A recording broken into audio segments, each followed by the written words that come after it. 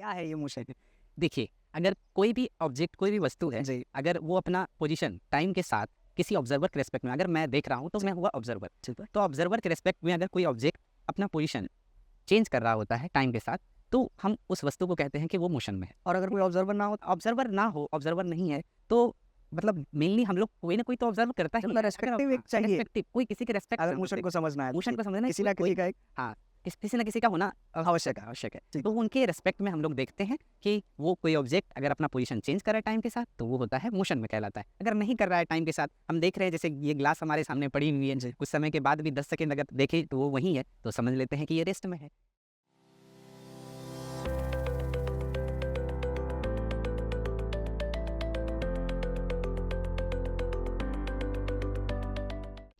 प्रणाम आप सभी को, मैं निखिल प्रकाश आप सभी का स्वागत करता हूं सरस्वती रेजिडेंशियल स्कूल के पॉडकास्ट शिक्षा संवाद में। आज हम सभी के समक्ष बैठे हैं प्रवीण सर, जो कि हमारे फिजिक्स के शिक्षक हैं। मैं आप सभी को बताना चाहूंगा कि एक छोटी सी पंक्ति है, कहते हैं विद्या ददाति विनयम। विद्या विनय प्रदान करती है, विद्या विनम्रता प्रदान करती है। विनम्रता को अगर देखा जाए तो हमारे प्रवीण सर से वो विनम्रता झलकती है, छलकती है। इसका एक कारण यह भी है कि उनके पिताजी भी शिक्षक रहे हैं, और कहते हैं कि जिनके घर में शिक्षक होते हैं उनके घर की लोगों की विनम्रता अक्सरशः निकलती रहती है, दिखती है। मैं सर तहे दिल से आपका स्वागत करता हूं प्रवीण सर हमारे पॉडकास्ट में। जी। मैं चाहूंगा कि छोटा सा इंट्रोडक्शन हमने भी आपका दिया है, और मैं चाहूंगा कि आप अपने आप को इंट्रोड्यूस करें सर, प्लीज। जी सर, मेरा नाम प्रवीण कुमार हुआ। मेरा मेरा अपना मेरा गांव हरिपुर महमदिया है। मैं कटिहार ज़िले से बिलोंग करता हूं।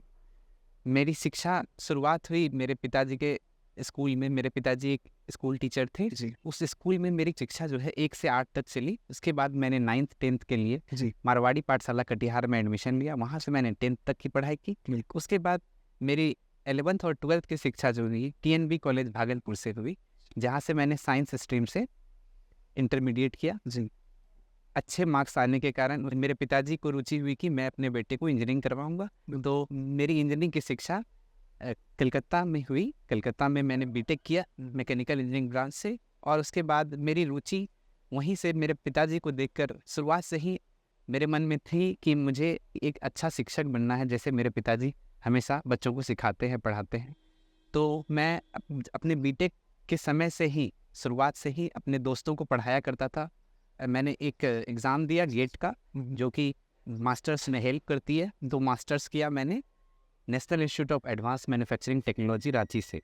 और वहाँ से मास्टर्स करने के बाद मैं सीधे आपके संस्थान में तहे दिल से स्वागत है सर आपका। और शिक्षक के रूप में कार्यरत। बहुत बढ़िया सर, बहुत अच्छा लगता है आपसे बातचीत करके। जैसे जैसे मैंने इसीलिए अभी से पहले मैंने इस वाक्य का प्रयोग नहीं किया था कि विद्या ददाति विनयम, क्योंकि विनम्रता झलकती है आपसे। जब भी मैं मिलता हूँ तब हमेशा एक चीज़ मैंने नोटिस की है कि आप सच में बहुत विनम्र हैं। और ये सच्चाई है कि एक घर में अगर कोई शिक्षक होता है ना, जैसे आचार्य की एक परिभाषा अचलेश सर ने हमें बताई थी जी कि आचार्य की परिभाषा होती है कि जो अपने आचरण को विद्यार्थियों में उतार दे उसे आचार्य कहते हैं।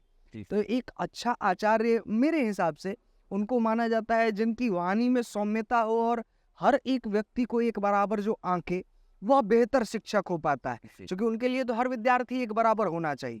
तो अगर ऐसे लोग जो है जो शिक्षण का कार्य कर रहे हैं, उनके विद्यार्थी हर जगह अच्छा करते हैं, उनको फेल्युअरिटीज से डील करना आता है। जो कि सबसे बड़ी बात है, हम लोग हर जगह मार्क्स की बात कर लेते हैं, इन चीज़ों की बात करते हैं, लेकिन दूसरा ऑप्शन क्या, अगर कम नंबर आए तो क्या। तो जब शिक्षक का रुख कड़ा हो जाता है ना, तो विद्यार्थी उस सब्जेक्ट से भागने लगता है। जी और ये जो सब्जेक्ट की भागने की लड़ाई है, क्योंकि मैं भी फिजिक्स से भागा हूँ। कक्षा 9वीं तक कुछ थोड़ा बहुत जो कुछ टॉपिक्स थे वो समझ में आए, लेकिन उसके बाद फिर समझ में नहीं आए। उसका कारण ये भी था कि मेरी मैथमेटिक्स अच्छी नहीं थी, इसके कारण भी मुझे फिजिक्स समझ में नहीं आ रही थी। फिर बहुत सारे कारण थे जो भी थे, लेकिन अब हाँ, हमारा एक प्रयास है कि हम दर्शकों तक शिक्षा को पहुंचाएं, नॉलेज को पहुंचाएं। उस कड़ी में हम लोग ये पॉडकास्ट बना रहे हैं सर।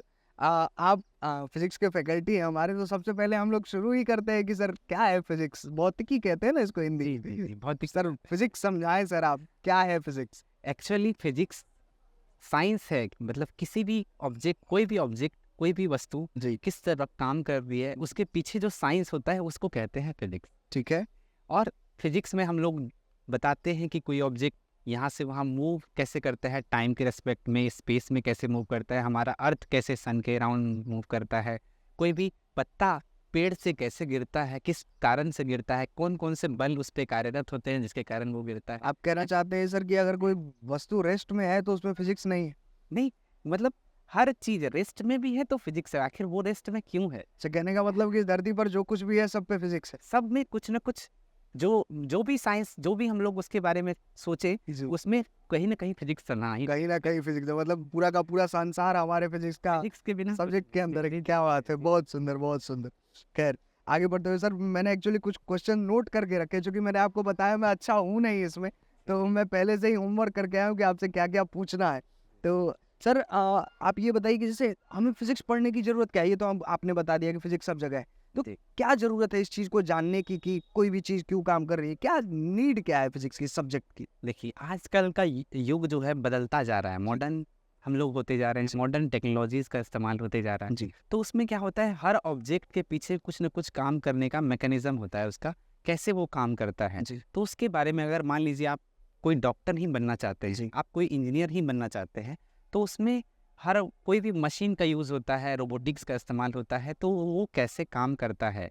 अगर फिजिक्स का नॉलेज अच्छा नहीं हो पाता तो उसमें हम लोग को मुश्किल होती है करने में। जैसे आज मान लीजिए अगर आपको डॉक्टर ही बनना है, तो बहुत सारे एडवांस इक्विपमेंट आ चुके हैं आजकल के दौर में, बिल्कुल जिसका इस्तेमाल करने के लिए आपको फिजिक्स का अच्छा नॉलेज होना ज़रूरी है। अगर कोई डॉक्टर एक्सरे क्या होता है, एक्सरे क्या क्या हार्म पहुंचा सकता है, उसके बारे में नहीं जानेगा, तो वो हड्डियों का डॉक्टर कैसे बन पाएगा। तो बहुत सारे ऑब्जेक्ट्स, बहुत सारे इंस्ट्रूमेंट ऐसे आ चुके हैं जो फिजिक्स पे आधारित हैं। तो फिजिक्स का इस्तेमाल हर जगह हम लोग कह सकते हैं कि बिना किए तो नहीं होगा, इसीलिए फिजिक्स का पढ़ना हमेशा ज़रूरी है।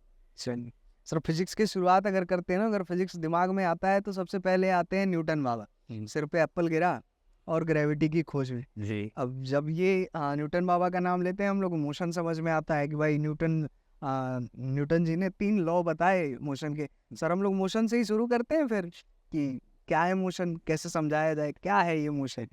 देखिए, अगर कोई भी ऑब्जेक्ट, कोई भी वस्तु है, जी अगर वो अपना पोजीशन टाइम के साथ किसी ऑब्जर्वर के रेस्पेक्ट में, अगर मैं देख रहा हूँ तो मैं हुआ ऑब्जर्वर, तो ऑब्जर्वर के रेस्पेक्ट में अगर कोई ऑब्जेक्ट अपना पोजीशन चेंज कर रहा होता है टाइम के साथ, तो हम उस वस्तु को कहते हैं कि वो मोशन में है। और अगर कोई ऑब्जर्वर ना हो? ऑब्जर्वर ना हो, ऑब्जर्वर नहीं है, तो मतलब मेनली हम लोग कोई ना कोई तो ऑब्जर्व करता ही मतलब है। रेस्पेक्टिव एक चाहिए रेस्पेक्टिव, कोई किसी के रेस्पेक्ट, अगर मोशन को समझना है तो। मोशन को समझना है, किसी ना किसी का एक हाँ, किसी ना किसी का होना आवश्यक है। आवश्यक है। ठीक। तो उनके रेस्पेक्ट में हम लोग देखते हैं कि वो कोई ऑब्जेक्ट अगर अपना पोजीशन चेंज कर रहा है टाइम के साथ, तो वो होता है मोशन में कहलाता है। अगर नहीं कर रहा है टाइम के साथ, हम देख रहे हैं जैसे ये ग्लास हमारे सामने पड़ी हुई है, कुछ समय के बाद भी 10 सेकेंड अगर देखें तो वो वहीं है, तो समझ लेते हैं कि ये रेस्ट में है।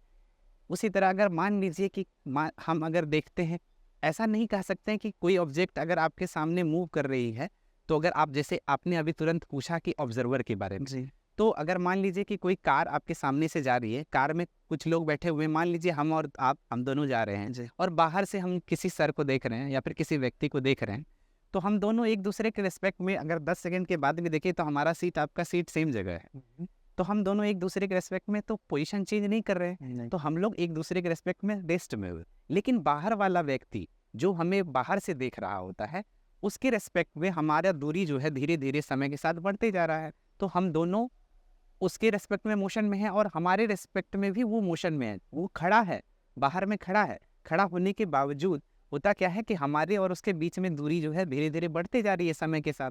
तो क्या होता है, हम बोले अभी जैसे कि मोशन क्या है, एक्चुअली पोजीशन का चेंज होना टाइम के साथ साथ, वो कहलाता है मोशन में। तो हमारे रेस्पेक्ट में वो ऑब्जेक्ट खड़ा था, रेस्ट में था, लेकिन एक्चुअली हमारे रेस्पेक्ट में जब हमने देखा कि दूरी हमारी चेंज हो रही है उसके साथ, तो वो मोशन में कहलाया। लेकिन तो इससे ये हम लोग कह सकते हैं, मोशन की परिभाषा ये परिभाषित होती है कि जब तक कोई ऑब्जेक्ट को देखने के लिए एक ऑब्जर्वर ना हो, ऑब्जर्वर के रेस्पेक्ट में कोई ऑब्जेक्ट, दूसरे ऑब्जेक्ट के रेस्पेक्ट में अगर कोई ऑब्जर्वर बाहर खड़ा है, उसके सामने वो खड़ा है, उसका पोजीशन चेंज नहीं हो रहा, उसके रेस्पेक्ट में वो रेस्ट में है, लेकिन हम लोग मूव कर रहे थे, तो हमने बाहर से देखा तो हमारी दूरी उसके साथ अंतर बढ़ रही थी, इसीलिए वो मोशन में कहलाता। सर ये भी तो कह सकते कि हम मोशन में थे, वो रेस्ट में नहीं, वही तो हम मोशन में थे, जी लेकिन हम लोग एक्चुअली ऑब्जर्वर के रिस्पेक्ट में बोलते हैं कि क्योंकि हम लोग ऑब्जर्व एज ए ऑब्जर्वर उसको ऑब्जर्व अच्छा, मतलब ऑब्जर्वर अगर मोशन में है तो उसको क्राइटेरिया नहीं माना जाता है। जो ऑब्जेक्ट जिसको हम देख रहे हैं वो हमारा है कि वो मोशन में है या नहीं है। अगर वो चेंज कर रहा है तो मोशन है जी, और नहीं चेंज कर रहा है तो नहीं है। बहुत बढ़िया जी। तो ये तो हो गया सर मोशन की बात जी। इसके बाद जैसे मोशन में लाने के लिए किसी वस्तु को, हमने ऐसा सुना है कि फ्रिक्शन की जरूरत होती है। अगर किसी चीज को मोशन में लाना है तो वहाँ फ्रिक्शन की जरूरत नहीं होती, मतलब फ्रिक्शन वहाँ काम करता है। तो सर थोड़ा फ्रिक्शन को भी समझे हम लोग। देखिए, हम जब भी कभी किसी वस्तु को यहाँ से वहाँ खिसकाना होता है तो कुछ ना कुछ फोर्स हम लोग को अप्लाई करना पड़ता है, चाहे वो कोई पुश हो चाहे या कोई पुल हो। ठीक है, हम लोग या तो उसको खींचते हैं या तो धकेलते हैं, ये फोर्स है जी, जो ये बल है। लेकिन मोशन एक्चुअली फ्रिक्शन क्या है, जो हम लोग जिस डायरेक्शन में फोर्स करते हैं किसी ऑब्जेक्ट को, पुल करते हैं पुश करते हैं, तो उसके अपोजिट में एक हर बॉडी का कुछ ना कुछ मास होता है। तो उस मास के कारण वो क्या करता है, वो एक रेसिस्टेंस पैदा करता है ताकि वो क्या करे कि हम अपने आप को मूव नहीं होने देंगे। ठीक है, तो वो जिस मोशन में हम लोग जिस डायरेक्शन में हम लोग उस पर फोर्स अप्लाई करते हैं उसके अपोजिट डायरेक्शन में क्या करता है, वो फ्रिक्शनल फोर्स डेवलप करता है। वो जो फोर्स है वो वही जो रेजिस्टेंस फोर्स है उसका वही फ्रिक्शनल फोर्स कहलाता है। तो वो हमेशा डायरेक्शन ऑफ मोशन के अपोजिट डायरेक्शन में लगता है। इस डायरेक्शन इसी कड़ी में तीसरा नाम जुड़ता है इनर्शिया। जी, मोशन फ्रिक्शन इनर्शिया। जी सर इनर्शिया इनर्शिया क्या कहलाता है, एक्चुअली कोई भी ऑब्जेक्ट अपने स्टेट ऑफ मोशन, चाहे वो रेस्ट में हो चाहे किसी कांस्टेंट वेलोसिटी से आगे बढ़ रहा हो, तो जब तक हम लोग उस पर कोई फोर्स नहीं लगाते हैं तब तक वो अपने स्टेट ऑफ मोशन को बरकरार रखना चाहता है। जैसे लॉ ऑफ मोशन भी है अपना। जी, ये न्यूटन्स का फर्स्ट लॉ है। ठीक है, तो ये कहलाता है न्यूटन्स फर्स्ट लॉ। इसी को लॉ ऑफ इनर्शिया के भी नाम से जाना जाता है। अच्छा, ठीक है। तो अगर मान लीजिए ये ग्लास है जी, ग्लास के ऊपर अगर हम ये मान लीजिए ये रखे हुए हैं एक पेपर या कुछ भी, तो उस पे अगर हम लोग एक सिक्का रख दें तो सिक्का को बिना डिस्टर्ब किए हम लोग अगर इसको खींच लेते हैं तो सिक्का ग्लास में ही गिर जाता है। बिल्कुल। तो ये स्टेट ऑफ मोशन हम लोग फोर्स अप्लाई कर रहे हैं इस ऑब्जेक्ट ना कि सिक्के पे। तो सिक्का अपना रेस्ट का जो मोशन है वो उसको बरकरार रखना चाहता है, इस चक्कर में क्या हो जाता है वो गिर जाता है और पेपर आगे हम लोग निकाल लेते हैं। तो ये न्यूटन्स का फर्स्ट लॉ यहाँ यूज हो गया। ठीक है, एक लॉ सिद्ध कर दिया सर हम लोग। क्या बात सर, न्यूटन के दूसरे लॉ पे चलते हैं। न्यूटन का दूसरा लॉ कहता है कि अगर कोई मूविंग ऑब्जेक्ट है तो उस पे ये हम लोग लॉ देखते हैं, या फिर अगर कोई ऑब्जेक्ट रेस्ट में है तो अगर हम लोग कोई फोर्स अगर अप्लाई करते हैं, यहाँ तो बताया गया कि अभी हम लोग फर्स्ट लॉ में हमने देखा कि अगर कोई फोर्स जब तक अप्लाई नहीं करते तब तक स्टेट ऑफ मोशन चेंज नहीं होता, अगर फोर्स अप्लाई किए तो स्टेट ऑफ मोशन चेंज हो जाता है। बिल्कुल। तो यहाँ पे हम फोर्स जैसे ही हम लोग अप्लाई करते हैं तो कोई ऑब्जेक्ट रेस्ट में है तो वो मोशन में आ जाता है, मूव करने लगता है। और अगर मान लीजिए पहले से ही कोई ऑब्जेक्ट मूव कर रहा है, अगर उसके अपोजिट डायरेक्शन में लगा दिए तो हो सकता है वो रुक जाए, या फिर अगर सेम डायरेक्शन में लगा दिए उसकी वेलोसिटी बढ़ जाए। ठीक है, कभी कभी हम देखते हैं कि शेप भी चेंज हो जाता है, कभी ज्यादा दबाव लगा दिया जाए या खींचा चला जाए जैसे रबड़ में होता है। तो उस तरह से state of motion shape size वो चेंज हो सकता है। ठीक है, तो हम लोग आते हैं न्यूटन सेकेंड लॉ पे। सेकेंड लॉ कहता है कि अगर कोई ऑब्जेक्ट मूव कर रहा होता है, अगर रेस्ट से मूव कर रहा होता है तो उसमें एक टर्म आता है जिसको बोलते हैं मोमेंटम। सर, तो मोमेंटम क्या होता है? मोमेंटम प्रोडक्ट होता है मास और वेलोसिटी का। अगर मान लीजिए कोई ऑब्जेक्ट 10 मीटर प्रति सेकंड की स्पीड से चल रहा होता है और उसका मास 10 केजी है, तो हम लोग मोमेंटम बोलते हैं मास और वेलोसिटी के गुणनफल को। ठीक है, तो वो हो जाता है मान लीजिए 100 हो गया, तो 100 केजी मीटर पर सेकंड हो गया उसका मोमेंटम। तो अगर हम लोग कोई ऑब्जेक्ट मूव कर रहा है तो उसकी वेलोसिटी चेंज होगी, और वेलोसिटी चेंज होती है तो साथ में अभी हमने बताया कि वेलोसिटी, मास तो किसी ऑब्जेक्ट का चेंज होता नहीं, तो वेलोसिटी चेंज हो रही है तो मोमेंटम चेंज हो रहा है, क्योंकि मोमेंटम है प्रोडक्ट बिल्कुल मास और वेलोसिटी का, तो जिसके कारण मोमेंटम चेंज हो रहा है। तो ये जो मोमेंटम चेंज हो रहा है कुछ समय में हम लोग देख रहे हैं कि 10 सेकंड के बाद मोमेंटम चेंज हुआ, तो इसका जो अगर हम लोग देखा जाए कि rate of change of momentum, मतलब कुछ समय में किस दर से मोमेंटम चेंज होता है, ये कहलाता है वो जो फोर्स हम लोग अप्लाई किए ना वो हमको फोर्स का वैल्यू दे देता है। अगर हम सिर्फ मोमेंटम को ऑब्जर्व करें तो हमें फोर्स का वैल्यू पता चल जाता है। सर ये स्टेटमेंट क्या है force second law? Second law कहता है कि rate of change of momentum is always equal to applied force on the object. ठीक है, अच्छा, तो हम लोग मोमेंटम चेंज करेंगे तो ये हमें उस पे अप्लाई होने वाले फोर्स की वैल्यू दे देंगे।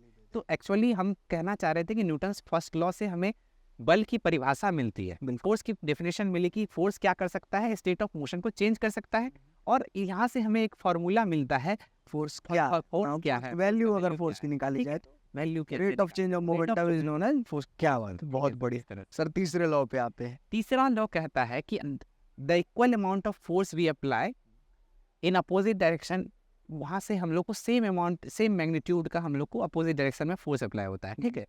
तो ये कहता है Newton's third law. Newton's third law जैसे कि रॉकेट में क्या होता है, जैसे रॉकेट में यूज करते हैं हम लोग, रॉकेट में क्या होता है कि हम लोग प्रोपल्सन जो होता है वो नीचे की ओर होता है, थ्रस्ट जो छोड़ता है, और ये उसको ऊपर की ओर धक्का देने में हेल्प करता है, ठीक है। तो एक्चुअली और गन में जैसे होता है क्या कि हम लोग बंदूक से गोली बुलेट चलाते हैं, तो बुलेट चलाते हैं तो हमारी बंदूक पीछे की ओर आ रही है, तो वो जितना हम लोग फोर्स लगाते हैं आगे की तरफ वो बाउंस बैक करता है। ये होता है एक्चुअली न्यूटन्स। जैसे वो कर्मा के बारे में कहते हैं कि आप जो करेंगे वो भरतेंगे, तो karma is equal to Newton's third law. जी जी, एकदम बहुत सुंदर, बढ़िया बढ़िया, ठीक है सर। तो सर अगर इन सब की बातें अगर हम लोग कर रहे हैं, तो जैसे मोशन में भी, जैसे जहाँ तक मुझे याद है, उसके भी कुछ टाइप्स हैं मोशन के, जैसे यूनिफॉर्म मोशन और नॉन यूनिफॉर्म, ये दो ही है ना? चलिए, कुछ तो याद है हमें। सर हमारे भी गुरुदेव अगर देखे हुए हैं, क्या ही पढ़ा है, हम आप नहीं ऐसे की बात नहीं सर टाइप्स ऑफ मोशन को थोड़ा सा हम लोग देखिए। हम लोग अभी मोशन की बात कर रहे हैं, तो मोशन होता है दो टाइप का, यूनिफॉर्म मोशन और non uniform motion. Uniform motion कहलाता है कि अगर कोई ऑब्जेक्ट जी सेम वेलोसिटी के साथ मूव कर रहा होता है बिना वेलोसिटी चेंज किए हुए, मतलब उसकी स्पीड से वेलोसिटी सेम है। स्पीड, अगर हम लोग वेलोसिटी, एक्चुअली दोनों अलग अलग टर्म हैं, लेकिन वेलोसिटी को अगर जनरल भाषा में बोला जाए तो स्पीड बोला जाता है, ठीक है। इसको भी हम लोग अभी करेंगे, क्या है, करेंगे आप टॉपिक देते जा रहे हैं, ठीक है ठीक है सर। तो वेलोसिटी और स्पीड में थोड़ा सा अंतर है, लेकिन हम लोग अभी करते हैं, देखते हैं होता क्या है एक्चुअली कि अगर किसी ऑब्जेक्ट की वेलोसिटी 10 मीटर प्रति सेकंड है, कुछ समय बाद भी मैंने ऑब्जर्व किया उस ऑब्जेक्ट को, तो उसका वेलोसिटी अगर 10 मीटर प्रति सेकंड ही है, तो इसका मतलब हम लोग कहते हैं कि वो एक समान दर से चला जा रहा है, एक ही समान स्पीड से चला जा रहा है, तो उस टाइप के मोशन को बोलते हैं हम लोग यूनिफॉर्म मोशन, ठीक है। यूनिफॉर्म का मतलब ही होता है कि एक समान। और नॉन यूनिफॉर्म में क्या होता है कि आजकल जैसे बाइक में, कार में, बस में, कभी जैसे आप रोड पे चल रहे हैं तो हर समय तो ऐसा नहीं मिलेगा कि एक समान चल रहे हैं, एक समान नहीं चल पाते, तो उसमें क्या होता है, एक्सेलरेटर होता है जी, और एक डी एक्सेलरेटर होता है, कि स्पीड को कम करने के लिए डी एक्सेलरेटर का यूज़ करते हैं, स्पीड को बढ़ाने के लिए एक्सेलरेटर का यूज़ करते हैं। तो एक्सेलरेटर क्या करता है, कुछ ना कुछ, मतलब जैसे अगर कोई ऑब्जेक्ट 20 मीटर प्रति सेकंड की स्पीड से वेलोसिटी से जा रहा है होता है, तो उसका वेलोसिटी को बढ़ाने में यूज होता है। अगर हम तो थ्रॉटल पे पैर रखते हैं और स्पीड बढ़ जाती है, स्पीड बढ़ जाती है, हमको स्पीडर मीटर में दिखता भी है, तो इससे हम लोग स्पीड बढ़ाते हैं, तो स्पीड बढ़ जाएगी, तो समय के साथ अगर स्पीड चेंज हो रहा है तो हम लोग नॉन यूनिफॉर्म मोशन बोलते हैं। चलिए, क्लियर, बहुत बढ़िया, ठीक है सर। आगे बढ़ते हुए मोशन की हम लोग बात कर रहे थे, अब थोड़ा सा हम लोग पहुंचते हैं सर, सूरज भगवान अपनी गर्मी दे ही रहे हैं हमें, थोड़ा हीट भी समझते हैं सर। हीट फिजिक्स का चैप्टर है या कैसे है, मतलब हीट को हम लोगों ने इसमें क्यों इन्वॉल्व किया? देखिए, हीट एक्चुअली हमने कहा कि हर जगह फिजिक्स है, तो साइंस, माफी चाहता हूँ सर मैं, चाहे केमिस्ट्री हो चाहे बायो हो, जैसे मैंने अभी डॉक्टर में भी एग्जांपल लिया था, तो हर जगह फिजिक्स तो है। तो हीट एक्चुअली क्या है, एनर्जी का फॉर्म है, ठीक है। अच्छा, ठीक है। अच्छा, तो एनर्जी भी हम लोग फिजिक्स में ही ले लेंगे, ठीक है सर। एनर्जी का फॉर्म है, तो फॉर्म ऑफ एनर्जी जो भी हो, चाहे लाइट हो, चाहे बहुत सारे फॉर्म ऑफ साउंड भी फॉर्म ऑफ एनर्जी है, अच्छा, ठीक है। तो हीट भी एक टाइप का फॉर्म ऑफ एनर्जी है, ठीक है, जो कि हमें सेंस देता है कोई भी ऑब्जेक्ट हॉट है या फिर कोल्ड है, ठीक है। तो heat is a form of energy which gives us sensation of heat, ठीक है। तो मतलब हॉटनेस और कोल्डनेस का सेंसेशन देना हीट का काम है, हीट फॉर्म ऑफ एनर्जी, ठीक है। तो हीट के बारे में हम ये कह सकते हैं, ठीक है सर। अब अगर हीट की बात कर रहे हैं तो हमारे पास फिर हीट को मेजर करने के बहुत सारे टेम्परेचर्स जो है, उसका क्या कहते हैं उसको, थर्मोमीटर होता है, इसमें सेल्सियस अलग अलग स्केल में मेजर करते हैं, डिग्री से। सर हीट को ऐसे कितने तरीकों से मेजर किया जा सकता है, कौन कौन से उसके क्या कहते हैं उनको, ऐसा यूनिट्स ऑफ हीट क्या क्या हो जाएगा? देखिए, हीट के साथ एक टर्म जुड़ा हुआ है, टेम्परेचर, जी जी जी। तो टेम्परेचर डिग्री बताता है कि डिग्री ऑफ हॉटनेस और कोल्डनेस इज कॉल्ड टेम्परेचर, ठीक है। तो कितना डिग्री तक जब हम लोग किसी चीज को मेजर करने लगते हैं, तो हीट को मेजर करने के लिए आ जाता है टेम्परेचर टर्म, ठीक है। तो टेम्परेचर को मेजर करने के लिए एक डिवाइस का इस्तेमाल किया गया जिसका नाम है थर्मोमीटर। ठीक है, तो थर्मोमीटर अगर हम लोग मान लीजिए कि ह्यूमन बॉडी का टेम्परेचर मेजर कर रहे हैं तो उस टाइप के थर्मामीटर को क्लिनिकल थर्मामीटर कहा जाता है, क्योंकि मेडिकल टर्म्स में इसका क्लिनिकल थर्मामीटर किया जाता है। लेकिन अगर जैसे बॉइलिंग वाटर को हमको टेम्परेचर मेजर करना है, बॉइलिंग मिल्क का हमको अगर टेम्परेचर मेजर करना है, या फिर कोई भी उबलता हुआ केमिकल है या फिर कोई भी ऑब्जेक्ट का अगर टेम्परेचर मेजर करना है तो हम लोग उसके लिए लेबोरेटरी थर्मामीटर का यूज़ करते हैं। आपके सामने आपने ऑब्जर्व किया होगा कि न्यूज़ चैनलों में बताया जाता है कि हाँ सर ये कि कलकत्ता का टेम्परेचर अधिकतम तापमान इतना था, न्यूनतम तापमान इतना था। तो अगर मौसम में डे का टेम्परेचर हमको मेज़र करना है मैक्सिमम मिनिमम, तो उसके लिए मैक्सिमम मिनिमम थर्मामीटर भी अलग अलग आता है। ठीक है, तो वो हमको अधिकतम तापमान किसी दिन का और न्यूनतम तापमान बताता है, तो इसका इस्तेमाल होता है।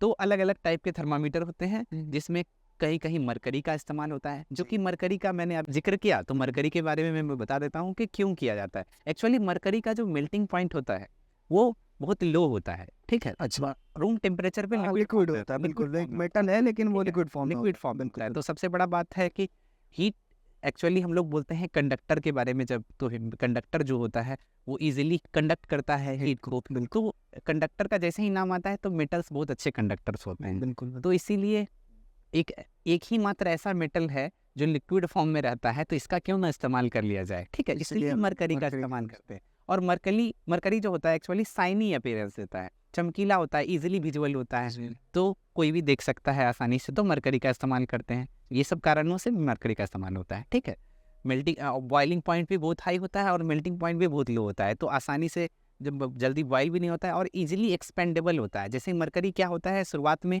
थर्मामीटर में एक बल्ब होता है, आपने एक चमकीला देखा होगा जिसको हम लोग लगाते हैं बगल में, तो मेज़र करने के लिए, तो उसमें क्या होता है, वो बहुत जल्दी एक्सपेंड हो जाता है, थोड़ा सा भी सेंसेशन ऑफ हीट को वो कैप्चर कर सकता है, इसीलिए मरकरी का इस्तेमाल किया जाता है। ठीक, बहुत सुंदर। ठीक है सर, एक टॉपिक और हमने लिख रखा है कि हीट ट्रांसफर के मोड्स, जैसे तो देखिए सर, हमारे आसपास अलग अलग मैटर्स अलग अलग फॉर्म में हैं। ठीक है, जैसे कि सॉलिड है, लिक्विड है और गैस है। ठीक है, तो सॉलिड्स में क्या होता है कि जो पार्टिकल्स होते हैं एक दूसरे से क्लोजली कंबाइंड होते हैं, एकदम नज़दीक नज़दीक में होते हैं।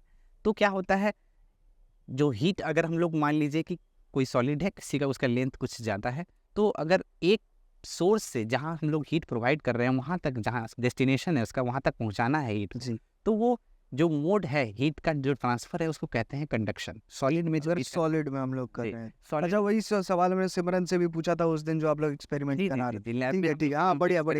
ठीक है, तो उसमें हम लोगों ने दिखाया था कि एल्युमिनियम स्ट्रिप में कैसे हीट कंडक्ट करते हैं। ठीक है, यहाँ तो यहाँ पे कंडक्शन, तो mode of heat transfer in solid जो कहलाता है वो कहलाता है कंडक्शन। ठीक है, कंडक्शन में हम लोग अपने मैंने बताया कि कंडक्शन में क्या करते हैं कि नॉर्मली सोर्स एक एंड पे हम लोग हीट करते हैं, तो हीट जो है ट्रांसफर होता है। एक्चुअली हीट ट्रांसफर होता है क्योंकि टेम्परेचर का जो डिफरेंस होता है दो एंड पे, उसके कारण हीट का ट्रांसफर होता है। हमेशा हीट का ट्रांसफर जो होता है हॉटर ऑब्जेक्ट से कोल्डर ऑब्जेक्ट में होता है। अच्छा, ठीक है, तो हाईयर टेम्परेचर से, क्योंकि प्रकृति का हम लोग जो नियम एक अपनाए हैं कि हमेशा जो है अगर पानी भी बहता है तो ऊंचाई से नीचे की ओर बहता है। ठीक है, तो हाईयर पोटेंशियल से लोअर पोटेंशियल की तरफ होता है। इसीलिए हम लोग एक सिद्धांत बना दिया गया कि हमेशा हायर टू लोअर हीट का ट्रांसफर होगा। वैसे ही लिक्विड और गैस में हीट का जो ट्रांसफर होता है वो होता है कन्वेक्शन, उस प्रोसेस का नाम है कन्वेक्शन। और रेडिएशन, जैसे सनलाइट हम लोग तक पहुंचाती है, हीट और लाइट दोनों पहुंचाती है, तो वो जो हीट पहुंचाती है वो किस प्रोसेस के द्वारा, रेडिएशन के द्वारा हीट। बिना किसी मीडियम के अगर हीट ट्रांसफर हो रहा है तो उस प्रोसेस का नाम है रेडिएशन। अगर सॉलिड में हम लोग मेनली 3 मीडियम पढ़े, सॉलिड, लिक्विड, गैस। सॉलिड में करेंगे तो कंडक्शन, लिक्विड और गैस में अगर हीट का ट्रांसफर हो रहा होगा तो हम लोग बोलेंगे इसे कन्वेक्शन। लेकिन बिना किसी मीडियम के हो सकता है क्या कि मान लीजिए अर्थ के कुछ ही दूर तक एटमॉस्फेयर है अर्थ का, लेकिन उसके बाद मीडियम प्रेजेंट होता नहीं, फिर भी हीट वहाँ से सन तक कैसे पहुँच रहा है, वो रेडिएशन के कारण पहुँच रहा है हमारे। अच्छा, तो सर मान लीजिए कि अगर हम लोग घर में जो हीटर जलाते हैं उससे जो हीट आता है वो तो गैस फिर मीडियम हो गया एक, तो फिर वहाँ कन्वेक्शन है। अच्छा, वो कन्वेक्शन है, लेकिन जो सन से लाइट आ रही है, हमारे जो हीट आ रही है वो आपको वो रेडिएशन है। बढ़िया, ठीक है सर। आगे बढ़ते हुए सर, अब द हीट मोशन समझ लिया हमने, हीट आ गया। हाँ सर, एक बीच में हमारा छूट गया, मैंने बाद में लिखा स्पीड और वेलोसिटी, बहुत कंफ्यूजिंग। अच्छा इसी तरह से एक और कंफ्यूजिंग है, मैं अभी लिख लेता हूँ उसे। सर ये हम लोग टर्म हमेशा यूज करते हैं इसको, डिस्टेंस और डिस्प्लेसमेंट। जी बच्चों को बहुत दिक्कत होती है फिजिक्स में समझने में, मुझे भी बहुत दिक्कत आई थी, जी। मैं बहुत बाद में समझा था। हम्म। डिस्टेंस और डिस्प्लेसमेंट, इस पर भी हम लोग चर्चा करेंगे। सर पहले हम लोग शुरू करते हैं डिस्टेंस और स्पीड और displacement। वेलोसिटी। सर पहले सर पहले स्पीड और पहले velocity- distance समझ लें। हाँ जी, चलिए, ठीक है। डिस्टेंस और डिस्प्लेसमेंट समझ लेते हैं। ठीक है सर। डिस्टेंस एक्चुअली देखिए, हम लोग जब भी कोई ऑब्जेक्ट, अगर कोई ऑब्जेक्ट मूव कर रहा है, कोई व्हीकल मूव कर रहा है, तो होता क्या है कि हमेशा तो पाथ जो मिलता है उसको मूव करने के लिए वो स्ट्रेट होता नहीं, ठीक है। अगर स्ट्रेट होता, अगर उसका पाथ स्ट्रेट होता, तो स्ट्रेट पाथ में अगर कोई ऑब्जेक्ट मूव कर रहा है तो उस टाइप के डिस्टेंस को हम लोग बोलते हैं, उस टाइप के जो उसका जो लेंथ होता है, अगर वो स्ट्रेट लाइन में कोई मूव कर रहा होता है तो उसको बोलते हैं एक्चुअली, वो पाथ का लेंथ को, एक्चुअल पाथ का जो लेंथ होता है वो कहलाता है डिस्प्लेसमेंट, ठीक है। और अगर डिस्टेंस का बात करें तो एक्चुअल पाथ, जैसे हम लोग रोड से मान लीजिए पटना से रांची जा रहे हैं या पटना से दानापुर ही जा रहे हैं, तो उसके बीच में रोड का जो डायरेक्शन है, एक्चुअल पाथ जिस तरह से मुड़ मुड़ के बना हुआ है जाता है, तो वो एक्चुअल लेंथ जो होता है वो होता है डिस्टेंस, ठीक है। अच्छा, मतलब ये जो मतलब क्या कहते हैं उसकी डेफिनेशन जो होते हैं, जैसे जो शॉर्टेस्ट डिस्टेंस है डिस्टेंस between कहते हैं, two points, वो displacement। डिस्प्लेसमेंट कहलाता है। शॉर्टेस्ट स्ट्रेट लाइन डिस्टेंस, जो मैंने कहा कि शॉर्टेस्ट दो, अगर हम लोग को दो पॉइंट को जोड़ना है तो वो स्ट्रेट लाइन से ही जोड़ सकते हैं, बिल्कुल। तो वही स्ट्रेट लाइन का जो लेंथ होता है एक्चुअली क्या कहलाता है, शॉर्टेस्ट डिस्टेंस डिस्प्लेसमेंट कहलाता है। सर ये डिस्टेंस और डिस्प्लेसमेंट अलग अलग यूज होते हैं, जी, मतलब मुझे थोड़ा बताया जाए कि कहाँ डिस्टेंस यूज होता है और कहाँ डिस्प्लेसमेंट यूज होता है। देखिए, जब डिस्टेंस का बात करते हैं, मेनली डिस्प्लेसमेंट और डिस्टेंस में क्या अंतर है, क्योंकि बताया क्या जाता है कि अगर हम लोग साइंटिफिक भाषा में देखें तो साइंस में क्या होता है, डिस्टेंस का बात नहीं किया जाता है। डिस्टेंस का बात जो है एक्चुअल लेवल पे जब हम लोग आते हैं, और रियल लाइफ बातें करते हैं, रियल लाइफ अगर की बात करते कॉपी हैं, किताब पर अगर बात कर रहे हैं तो हम लोग डिस्प्लेसमेंट की बात करते हैं। एक्चुअली साइंस में क्या होता है कि हम लोग एनर्जी बचाने के ऊपर ज्यादा ध्यान देते हैं, ठीक है। अच्छा, मतलब अगर- वेस्ट नहीं कर। हाँ, वेस्ट नहीं करते ठीक है, ठीक तो एनर्जी बचाना है, तो हम लोग जितना जल्दी से जल्दी कहीं पहुंच पाए, तो उसके लिए हम लोग क्या करते हैं, डिस्प्लेसमेंट की बात करते हैं। वहाँ पे मान लीजिए अभी अभी चंद्रयान 3 का जो लैंडिंग हुआ, तो उसमें हम लोग सोचे कि किस तरह से हम कम से कम एनर्जी में चंद्रयान 3 को लैंड करवा पाए, ठीक है। तो उसके लिए वहाँ पे डिस्प्लेसमेंट की गणना की गई कि कितना शॉर्टेस्ट रूट हो सकता है, ताकि हमारा कम से कम एनर्जी हो, कम से कम एनर्जी का एनर्जी लॉस हो, और हम लोग अच्छा से अच्छा, कम कॉस्ट में अच्छा से अच्छा काम कर पाए, ठीक है। तो इसके लिए हम लोग डिस्प्लेसमेंट की बात मतलब हम लोग कंजूस रहते हैं साइंस वाले। हाँ, कंजूस नहीं, मतलब एक्चुअली एनर्जी क्या है, एनर्जी को सेव करना है, ठीक है। एनर्जी को तो बर्बाद नहीं करना है, एनर्जी ट्रांसफर हो सकता है बस एक फॉर्म से दूसरे फॉर्म में, लॉ कंजर्वेशन ऑफ एनर्जी यही कहना है, ठीक है। तो हमें उसका ध्यान रखना होता है, ठीक है। तो इसके लिए हम लोग इस तरह का बात करते हैं कि डिस्टेंस रियल लाइफ के लिए बात करते हैं, और डिस्प्लेसमेंट कहाँ मैंने बताया आपको। बढ़िया, ठीक है सर। अब इसके बाद आते हैं हम लोग फिर स्पीड और वेलोसिटी से। तो देखिए, अगर कोई ऑब्जेक्ट मूव कर रहा होता है एक्चुअल पाथ में, तो उसका कुछ ना कुछ डिस्टेंस कवर कर रहा होता है वो, और डिस्टेंस कवर कर रहा है तो कुछ ना कुछ टाइम लग जाता है उसको कवर करने में। तो rate of change of distance कहलाता है, मतलब कितने टाइम में वो कितना डिस्टेंस कवर कर रहा है वो कहलाता है उसका स्पीड, ठीक है। तो एक्चुअल पाथ में जो भी डिस्टेंस कवर किया, मान लीजिए 10 किलोमीटर यहाँ से पटना से दानापुर है, तो दानापुर तक जो एक्चुअल पाथ में डिस्टेंस कवर किया कोई गाड़ी 1 घंटे में, तो 10 किलोमीटर प्रति घंटा हो गई इसकी स्पीड, ठीक है, ये हो गई स्पीड।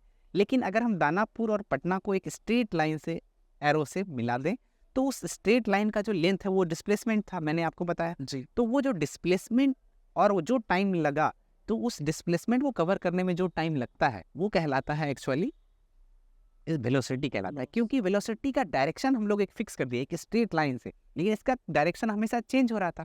इसीलिए वेलोसिटी को वेक्टर क्वांटिटी कहा जाता है, क्योंकि जिस भी फिजिकल क्वांटिटी का मैग्नीट्यूड होता है और डायरेक्शन भी साथ साथ होता है तो उसको वेक्टर क्वांटिटी कहा जाता है। ठीक है, और डिस्टेंस होता है स्केलर क्वांटिटी, क्योंकि इसका तो कोई फिक्स डायरेक्शन है नहीं, कहीं भी इसीलिए स्पीड भी स्केलर क्वांटिटी है डिस्टेंस के साथ साथ, और डिस्प्लेसमेंट और वेलोसिटी दोनों वेक्टर क्वांटिटी हो जाता है।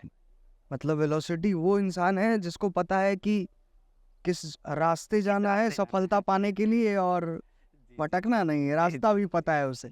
चलिए बढ़िया। और डिस्टेंस वो है जो हम लोग ढूंढते हुए जाते हैं। ढूंढते हुए जाते बढ़िया, बहुत सुंदर सर, बहुत सुंदर। चलिए अब डिस्टेंस वेलोसिटी की बात कर ली हमने, स्पीड वेलोसिटी डिस्टेंस डिस्प्लेसमेंट हमारा हो गया। सर अब हम लोग चलते हैं, अगला टॉपिक जो मैंने लिखा है आपके लिए वो है इलेक्ट्रिसिटी। ठीक। बिजली पर बात करते हैं सर, बहुत ज्यादा खपत कर रहे हैं हम लोग। जी नहीं, खपत तो जिस तरह का हमारा यूज है, आवश्यकता है, उसकी तरह कर। नहीं जैसे अगर सर देखा जाए, अगर हम लोग ग्लोबली बात करें तो हम लोग जितनी ज़्यादा मात्रा में बिजली खपत कर रहे हैं, आगे वाले जनरेशन का तो मुझे पता नहीं, लेकिन मुझे ऐसा लगता है कि हम लोग जो अभी के स्टेज में अगर हम लोग पटना पटना की बात कर रहे हैं, तो जितनी बुरी स्थिति अब पोल्यूशन की हो रही है, और अभी हम लोग बैठे हैं मार्च महीने में, जी और अभी ये जो गर्मी हम लोग महसूस कर रहे हैं पेड़ों की कमी की वजह से, और बहुत ही ज़्यादा ओवर पोल्यूशन जो हो रहा है, एसी चलना, और जो भी उसके वजह से ग्लोबल वार्मिंग गैसेस का रिलीज का होना, तो ये सारी दिक्कतें अगर आप देखें तो इनकी जड़ फिजिक्स और इलेक्ट्रिसिटी है नहीं। जी, बोला जा सकता है। एक्चुअली देखिए, अभी तो इलेक्ट्रिसिटी का जनरेशन एक्चुअली ज़्यादातर तो कोल से होता है, ठीक है, हमारे इंडिया में, ठीक है। तो बहुत सारे न्यूक्लियर रिएक्टर हैं जिसमें जैसे यूरेनियम रेडियो एक्टिव पदार्थ का इस्तेमाल अभी बहुत सारा, मतलब अभी एडवांस उतना टेक्नोलॉजी पहुंचा नहीं है कि वो, क्योंकि वो इलेक्ट्रिसिटी दे सके, इसीलिए हम लोग कोल पे अभी ज़्यादातर आश्रित हैं। ये तो सर नेचुरल रिसोर्स ये तो खत्म होगा, तो इसके लिए हम लोग, इसीलिए फिजिक्स का पढ़ना जरूरी है। अभी तो आप बता रहे थे सर सेव करना है, अभी तो आप बिजली बना रहे हैं लेकिन कोयले से। नहीं, कोयले से अभी बना रहे हैं, लेकिन क्योंकि अभी हम लोग एडवांस रिसर्च डेवलपमेंट पे लगे हुए हैं, ठीक। एक किस और तरीका से, तब तक कोयला खत्म कर देंगे सर। नहीं, ऐसा नहीं, हम लोग सोच रहे हैं कि और सेव करने के लिए अलग अलग इंस्ट्रूमेंट भी तो बना रहे हैं कि कैसे हम लोग बिजली बचाएं। नहीं लग रही है सर। नहीं, लग तो रही है, वो तो कह ही सकते हैं। सर हम लोग ट्रैक पे आते हैं, ठीक है। जी।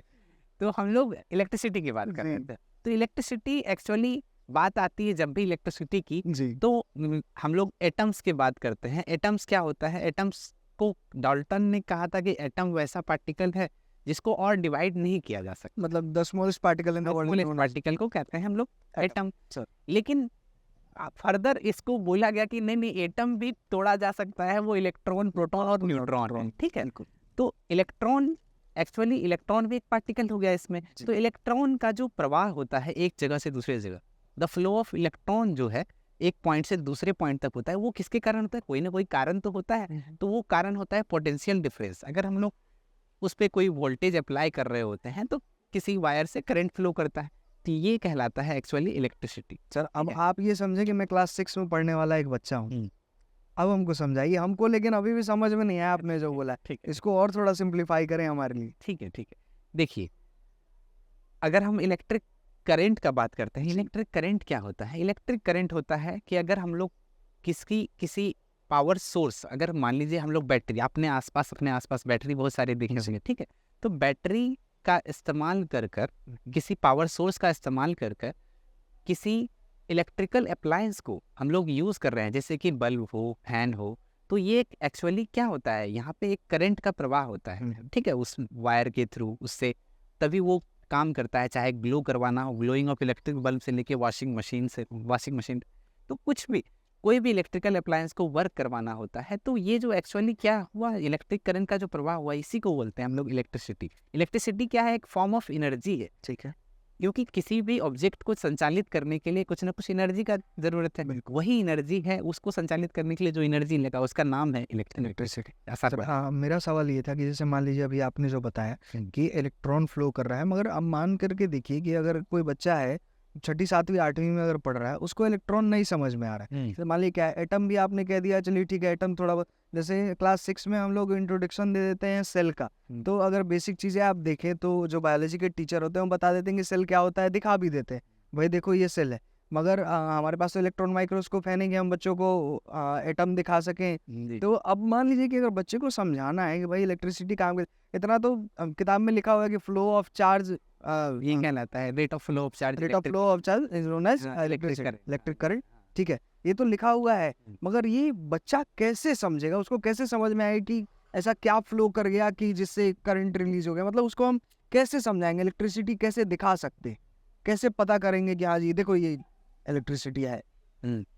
तो उसके लिए देखिए, एक्चुअली हम लोग को सबसे पहले वो पहले विजुअलाइज करने का, मेनली छोटा बच्चा जो होता है, जब तक कोई चीज़ विजुअली अपने आंखों से देखता नहीं तब तक विश्वास नहीं करते हैं, ठीक है, तो बाद में वो जब बड़ा होता है तो हाइपोथेटिकली समझता है कि इलेक्ट्रॉन क्या है, प्रोटॉन क्या है, उसके बारे में वो समझता है। तो देखने के लिए विजुअली हम लोग क्या करते हैं, एक नॉर्मली पावर सोर्स लेते हैं हम लोग, एक जैसे बैटरी ले लिए, बैटरी का इस्तेमाल कर रहे हैं, एक छोटा सा एलईडी बल्ब ले लिए, अगर हमारे पास बल्ब है तो बल्ब ले लिए, कुछ वायर्स ले लिए, एक स्विच का इस्तेमाल कर लिए कि जैसे हम लोग आसपास, वो बच्चा देखता ही है हमेशा फैन देख रहा है, फैन चालू कर रहा है, बंद कर, तो वो स्विच का इस्तेमाल कर रहे हैं, ठीक है, स्विच ले लिए।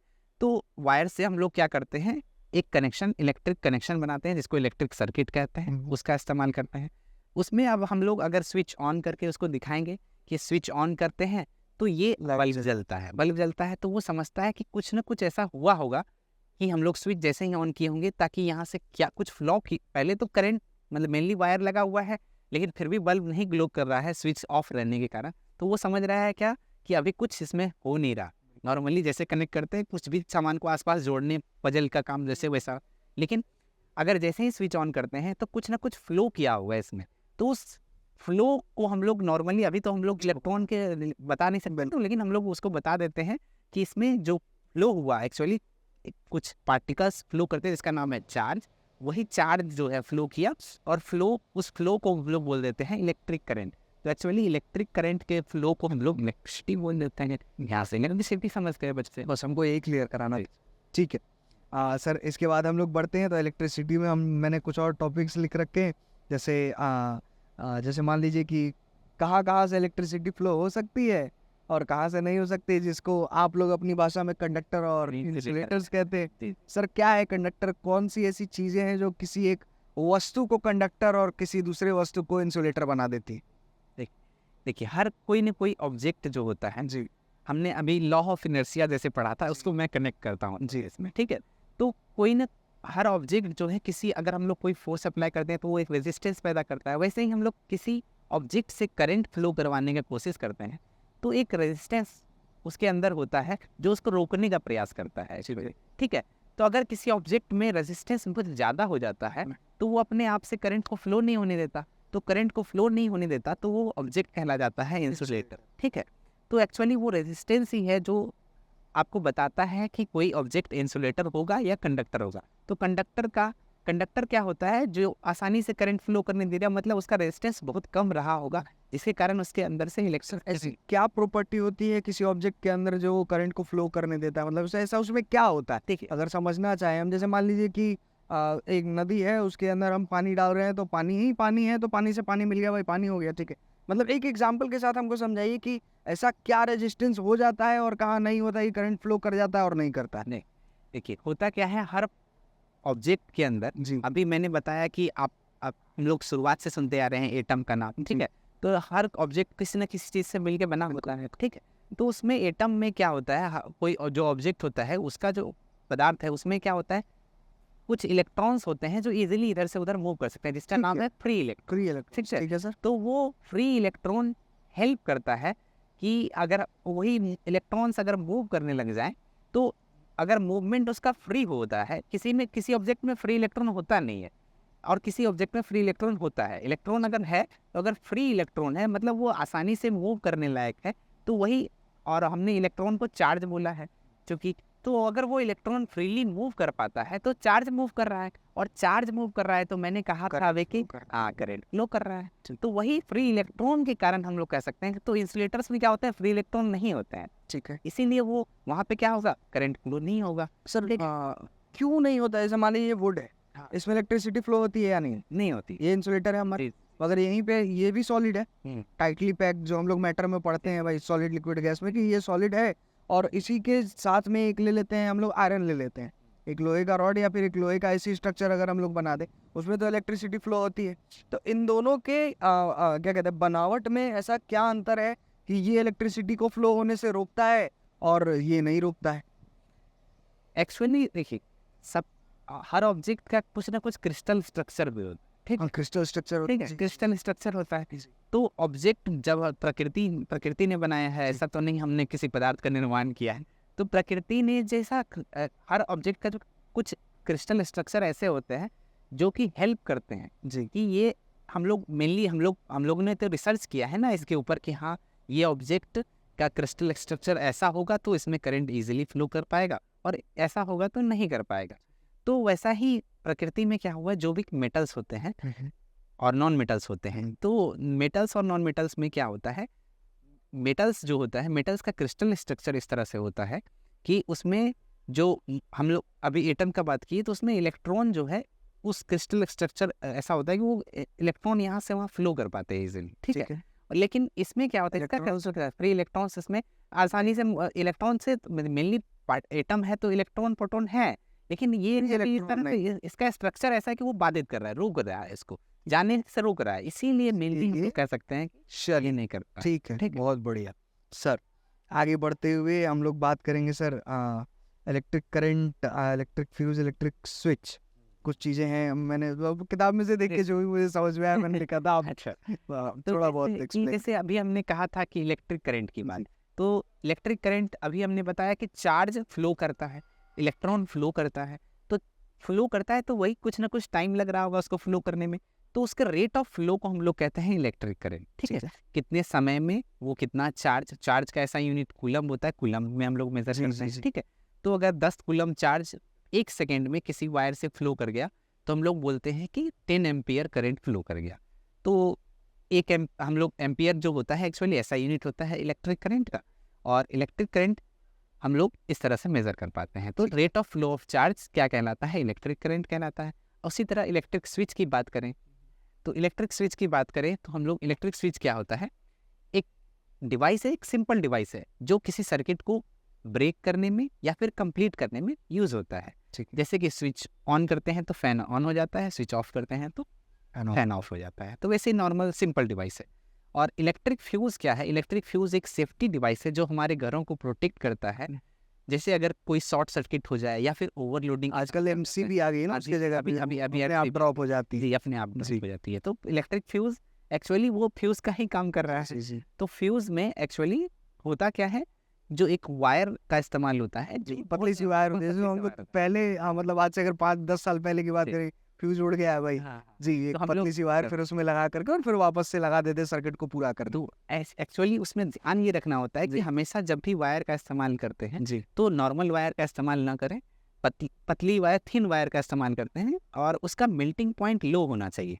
कि अगर मान लीजिए कि हाई करंट होता है, अगर मान लीजिए आपके सर्किट घर के सर्किट से हाई करंट फ्लो कर जाए और वो मेल्ट ही ना करे, तो हो सकता है कि हमारे इलेक्ट्रिकल अप्लायंस जिसमें कि रेटिंग फिक्स होती है कि इतना से ज़्यादा करंट नहीं फ्लो करना चाहिए, तो उससे करंट फ्लो कर जाएगा तो हो सकता है हमारा डिवाइस खराब हो जाएगा, जल जाएगा। तो उसके लिए हम लोग को ध्यान रखना होता है, इसीलिए फ्यूज़ हमें पढ़ना पड़ता है कि फ्यूज़ में जो वायर का इस्तेमाल करें वो लो मेल्टिंग पॉइंट का होना चाहिए, ताकि वो आसानी से जितना रेटिंग होना चाहिए उसके रेटिंग के हिसाब से वो मिल्ट हो जाए, और मिल्ट हो जाएगा तो सर्किट ब्रेक हो जाएगा और हमारा इलेक्ट्रिकल अप्लायंस खराब होने से बच जाएगा। हीट की बात कर ली, इलेक्ट्रिसिटी की बात कर ली, अब आगे एनर्जी की बात कर ही रहे हैं सर, तो आपने कह ही दिया कि साउंड भी एनर्जी है, तो हम लोग साउंड की भी बात कर लेते हैं सर। साउंड देखिए, एक्चुअली साउंड से पहले एक टर्म आता है वाइब्रेशन सर, ठीक है।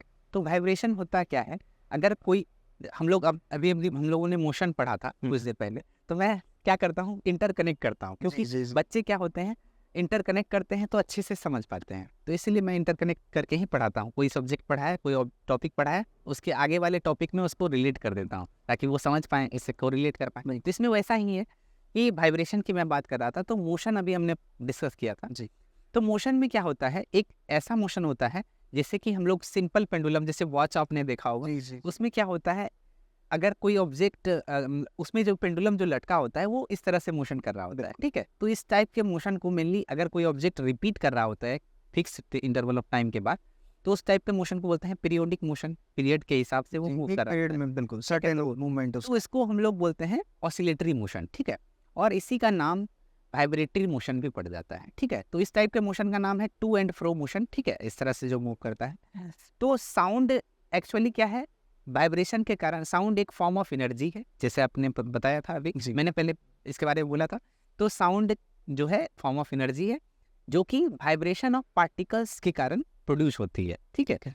तो एक्चुअली हमारे आसपास बहुत सारे मैटर्स हैं, जैसे मैंने बताया सॉलिड, लिक्विड, गैस, तो इसमें क्या होता है, अलग अलग पार्टिकल से ये लोग बने होते हैं। तो अगर ये पार्टिकल्स वाइब्रेट कर रहे होते हैं तो कुछ ना कुछ साउंड प्रोड्यूस कर रहे होते हैं, तो बिना वाइब्रेशन के साउंड नहीं हो सकता। तो इससे हम ये रिलेट कर सकते हैं कि अगर वैक्यूम में कोई पार्टिकल नहीं होता, तो वैक्यूम में पार्टिकल नहीं होता तो साउंड वहाँ पे प्रोड्यूस नहीं होता, ठीक है। तो यहाँ से हम लोग शुरुआत किए तो हमको एक चीज़ क्लियर हो गई कि साउंड जो है बिना पार्टिकल्स के, बिना पार्टिकल्स के पॉसिबल ट्रैवल नहीं कर सकते, तो बिना वाइब्रेशन के मूव नहीं कर पाते, ठीक है। तो वही है साउंड। अब हम साउंड देख ली सर। आवाज हम लोग बातचीत ही कर रहे जी जी हैं, कैसे प्रोड्यूस कर पा रहे हैं? मतलब ऐसा क्या वाइब्रेशन अंदर में हो रहा है जिससे हम लोग? जी देखिए, एक्चुअली हम लोग नॉर्मल में आप हम लोग जैसे कोई भी बातचीत करते हैं जी, तो अब ही मैंने जैसे कहा कि साउंड बिना वाइब्रेशन के हो नहीं पाता। तो हम लोग जब सांस लेते हैं तो एक पाइप होता है, विंड पाइप होता है, जिसके थ्रू हम लोग सांस लेते हैं, श्वास नलिका बोलते हैं हिंदी में हम लोग। तो वो उसकी जिसके थ्रू हम लोग सांस लेते हैं वो विंड पाइप है। तो विंड पाइप के अपर पार्ट में ही यहाँ पे आपको दिख रहा होगा कुछ उभरा हुआ पार्ट, तो उसका नाम है लैरिनेक्स, उसमें, ठीक है। तो लैरिनेक्स जो है ह्यूमन का वॉइस बॉक्स कहता है। तो जैसे हम लोग लाउड स्पीकर को बॉक्स बोलते हैं, वैसे हम लोग बोलने के बॉक्स को, ह्यूमन के वॉइस बॉक्स को लैरिनेक्स बोला जाता है। लैरिनेक्स में क्या होता है, 2 वोकल कॉर्ड्स होते हैं, ठीक है। तो 2 वोकल कॉर्ड हैं। ये वोकल कॉर्ड जो होते हैं, वोकल कॉर्ड जो है सेपरेट है, एक पैसेज से नैरो स्लिटिंग गैप है उनके बीच में, ठीक है। जिसके क्योंकि गैप होगा तभी तो एयर अंदर जा पाएगा, एयर बाहर निकल पाएगा। तो वो जब हमारा लंग्स जो है एयर को पंप आउट करता है बाहर की ओर, जब हम लोग सांस ले लेते हैं, श्वास की प्रक्रिया पूरी हो जाती है तो बाहर करते हैं, तो वो क्या होता है, वो जो जब पास होता है तो वो वोकल कॉर्ड को क्या कराता है, वाइब्रेट कराता है, ठीक है। क्योंकि हम लोग अभी कहे कि एयर भी जो है गैस है, गैस गैसियस पार्टिकल है, तो गैसियस पार्टिकल में भी हम लोग का क्या हो सकता है, साउंड प्रोड्यूस हो सकता है। तो ये जब जाता है तो वो वाइब्रेट करवाता है वोकल कॉर्ड्स को, और वोकल कॉर्ड फड़फड़ाते हैं, तो जिसके कारण क्या होता है, वाइब्रेशन होता है, और वाइब्रेशन के कारण साउंड प्रोड्यूस होता है। तो ये हम लोग कह सकते हैं कि ये मैकेनिज्म है हम लोग के साउंड प्रोड्यूस करने का। इसके बाद खैर अभी आपने सही बोला कि कोई ऐसी जगह बची नहीं है जहाँ फिजिक्स वालों ने छोड़ा नहीं, अब तो आप बायो भी पढ़ा रहे हैं। बढ़िया बढ़िया, बहुत अच्छा। ऐसे सर पता है ये जो मजा होता है ना, ये बच्चों से नहीं छीनना चाहिए। जी तो पढ़ाई के क्रम में ये जो मजा है, इसको मजा कहते हैं। जब आप इंटरेस्ट ले रहे हैं, आपको चीजें समझ में आ रही होती है ना, तो आप फिर जुड़ाव महसूस करते हैं कि नहीं ठीक है जी, पढ़ लेंगे। अब मेरे भागने का कारण था कि मुझे न्यूमेरिकल समझ में नहीं आते थे, तो न्यूमेरिकल्स में दिक्कत हुई, जैसे डिस्टेंस डिस्प्लेसमेंट वाले, इनके बहुत सारे फॉर्मूलाज हैं, वो सब क्लियर करते करते फिर दिक्कत हुई, तो उसके चक्कर में भी मैं थोड़ा भागा। खैर हमने जो गलती करी वो अपने बच्चों को नहीं करने देंगे, आगे हम लोग बढ़िया बेहतर तरीके से उनको कराएंगे जी सर। इसके बाद फिर हम लोग अब आगे बात करेंगे कि जैसे इलेक्ट्रिक करंट तो हमने जान लिया, आपने बता दिया जी। अब इस इलेक्ट्रिक करंट के कारण कुछ इफेक्ट्स होते हैं, जैसे एक तो मुझे पता है मैग्नेटिक इफेक्ट होता है, जो मुझे याद है, जो लिखा भी है मैंने, और भी कुछ इफेक्ट हैं इलेक्ट्रिक करंट के कारण होने वाले? जी देखिए, इलेक्ट्रिक करंट से हम लोग मैग्नेटिक इफेक्ट जैसे आपने बताया, हीटिंग इफेक्ट, जैसे कि इलेक्ट्रिक बल्ब का ग्लो करना एक साफ एग्जांपल है, ठीक है। तो हीटिंग इफेक्ट मतलब क्या होता है कि अगर हम लोग किसी वायर से करंट पास कराते हैं तो वो हीट हो जाती है। तो अगर हम लोग इलेक्ट्रिक बल्ब में क्या होता है, एक फिलामेंट होता है जी, तो वो भी एक टाइप का वायर है। उसमें क्या होता है, जैसे ही हम लोग इलेक्ट्रिक करंट उससे पास करवाते हैं, वो धीरे धीरे हीट होकर ग्लो करती है और हम लोग को प्रकाश मिलता है, लाइट मिलता है। तो वहाँ पे heating effect of electric current का यूज हुआ। मैग्नेटिक इफेक्ट हम लोग बोल सकते हैं इलेक्ट्रोमैग्नेट, जो इलेक्ट्रोमैग्नेट हम लोग के स्कूल में जैसे इलेक्ट्रिक बिल का इस्तेमाल होता है, तो इलेक्ट्रिक बिल में इलेक्ट्रोमैग्नेट पे वो सिद्धांत। तो हम लोग क्या होता है एक्चुअली, अभी मैंने जैसे कहा कि इलेक्ट्रिक करंट के कारण मैग्नेटिक इफेक्ट प्रोड्यूस होता है। तो अगर किसी वायर से हम लोग इलेक्ट्रिक करंट पास कराते हैं तो वो अपने चारों ओर एक फील्ड क्रिएट कर लेता है, मैग्नेटिक फील्ड। तो मैग्नेटिक फील्ड में क्या होता है, अगर कोई मैग्नेटिक सब्सटेंस, जो भी सब्सटेंस मैग्नेट से अट्रैक्ट होता है उसको मैग्नेटिक सब्सटेंस कहते हैं। तो एक्चुअली अभी मैंने कहा कि करंट पास कराते हैं किसी वायर से तो उसके चारों ओर मैग्नेटिक फील्ड क्रिएट हो जाती है। तो मैग्नेटिक सब्सटेंस जैसे ही उसके पास लाते हैं करंट कैरिंग वायर से, तो वो मैग्नेटिक फील्ड अपने आप चारों ओर प्रोड्यूस कर रहा होता है, तो वो उसको अट्रैक्ट कर लेता है। तो यहाँ पे इलेक्ट्रिक बिल में भी वैसा ही होता है कि एक आयरन का स्ट्रिप होता है, आयरन है मैग्नेटिक सब्सटेंस, तो एक हैमर लगा होता है आयरन स्ट्रिप के साथ, ठीक है। तो एक गोंग होता है जिसके ऊपर वो हैमर स्ट्राइक करता है। करता कैसे है, जैसे ही हम लोग स्विच ऑन करते हैं जी, सर्किट से इलेक्ट्रिक करंट फ्लो करती है, और क्वाइल्स होते हैं बहुत सारे, तो क्वाइल्स से करंट जब फ्लो करती है तो वो मैग्नेट की तरफ बिहेव करने लगता है, और आयरन स्ट्रिप थोड़ा दूर होता है क्वाइल से, तो आयरन स्ट्रिप के साथ हैमर कनेक्टेड होता है, और हैमर जो है चूंकि आयरन स्ट्रिप मैग्नेटिक सब्सटेंस है तो वो मैग्नेट बन जाता है हमारा क्वाइल, वो उसको अट्रैक्ट कर देता है, तो हैमर भी उसके साथ साथ चला जाता है, और हैमर स्ट्राइक करता है गोंग पे, तब जाके हम लोग का इलेक्ट्रिक बेल जो है इस तरह से काम करता है। ऐसा है इलेक्ट्रिक वेव। तो हम लोग magnetic effect of electric current का यूज कर लिए, इस तरह से बच्चों को समझ में आ जाती है कि तब कैसे सर तो मुझे भी समझ में आ रहा है, ऑब्वियसली उनको समझ है। जी। और क्या इफेक्ट सर मिलता है? और इसके साथ साथ हम लोग chemical effects of electric current भी होता है। अच्छा। तो क्या कुछ कुछ जैसे कि हम लोग ने अभी हम लोग इलेक्ट्रिक करंट की बात कर रहे थे, तो इलेक्ट्रिक करंट वायर से नॉर्मली बच्चों ने देखा कि हम लोग वायर का यूज करते हैं तब जाके इलेक्ट्रिक करंट फ्लो करता है। जी तो अगर हम लोग वायर को फ्री छोड़ दें, जी तो अगर किसी लिक्विड में मान लीजिए वाटर में हम लोग फ्री छोड़ दें और बाद साथ में बैटरी और बल्ब कनेक्ट कर दें, तो जब तक कनेक्ट नहीं होता है नॉर्मली वो शुरुआत में सर्किट कंप्लीट नहीं होता। लेकिन अगर हम लोग वो लिक्विड में दोनों एंड को फ्री कर दें और लिक्विड में अगर कुछ आयंस प्रेजेंट हों जो कि इलेक्ट्रिसिटी को कंडक्ट कर पाए, तो अगर आयंस प्रेजेंट हो तो क्या होता है, लिक्विड भी इलेक्ट्रिसिटी कंडक्ट कर सकता है।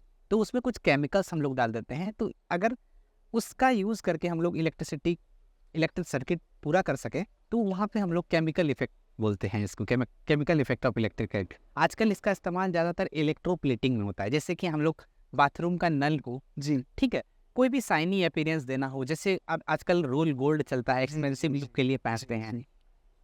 फूड स्टोरेज के लिए जो टिन कैंस का इस्तेमाल होता है उसके लिए, और वो सकते हैं कि रस्टिंग से बचाना है किसी ऑब्जेक्ट को, आयरन को रस्टिंग से बचाना है, तो उसके लिए हम लोग क्या करते हैं, किसी और मेटल का लेयर चढ़ा देते हैं उसके ऊपर। हाँ, एक प्रोसेस होता है गैल्वेनाइजिंग। जी वो भी इसी का पार्ट है। एक्चुअली इलेक्ट्रोप्लेटिंग है ये। इलेक्ट्रोप्लेटिंग एक्चुअली होता क्या है, जिस भी मटेरियल का हम लोग को, डिजायर्ड मेटल का हम लोग को अगर किसी और मेटल के ऊपर अगर उसको डिपॉजिट करवा के लेयर डिपॉजिट करना है, क्योंकि वो एक्सपेंसिव होता है जिसका हम लोग कर रहे हैं, पूरा का पूरा मटेरियल उसका बना नहीं सकते, हम लोग सिर्फ क्या करते हैं, प्लेटिंग कर देते हैं। तो वो बाय मीन्स ऑफ इलेक्ट्रिसिटी अगर करते हैं, इलेक्ट्रिसिटी का इस्तेमाल करते हैं, तो उसको कहते हैं इलेक्ट्रोप्लेटिंग, ठीक है। तो वैसे ही शाइनी अपीयरेंस देना है, तो अगर चमकीला बाथरूम चाहिए, किसी को नल चाहिए, तो उसके लिए करते हैं क्रोमेटिंग जो करते हैं गाड़ियों में जो। हाँ, वो क्रोमियम का प्लेटिंग होता है। एक्चुअली इसका शॉर्ट फॉर्म बोला जाता है क्रोम प्लेटिंग। तो क्रोमियम एक्सपेंसिव लुक देता है और शाइनी अपीयरेंस देता है, स्क्रैच फ्री होता है, उसके लिए इस्तेमाल किया जाता है। ये सब यूज है इसमें। बहुत बढ़िया, बहुत बढ़िया। चलिए, इसके बाद सर आगे बढ़ते हुए कुछ चीज़ों पर बात करेंगे, जैसे कि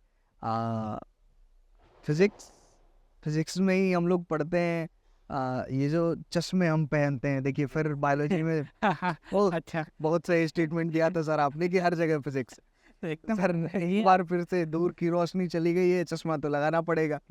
सर कैसे फिजिक्स हेल्प करती है, कैसे कैसे मिरर को हमने इस चीज़ से समझा है कि कोई एक मिरर है जिसमें कुछ अगर पैटर्न हम लोग उसको हिसाब से काटे तो दूर की चीज़ें पास, पास की चीज़ें दूर आ जाएंगी, ये भी फिजिक्स का ही हिस्सा है। समझाएं सर, लेंसेज को समझाएं, मिरर्स को समझाएं। पहले तो मिरर समझाएं कि ये मिरर कैसे बन गया, एक शीशे का जो टुकड़ा था वो मिरर कैसे बन जाता है और वो लेंस कैसे बन जाता है।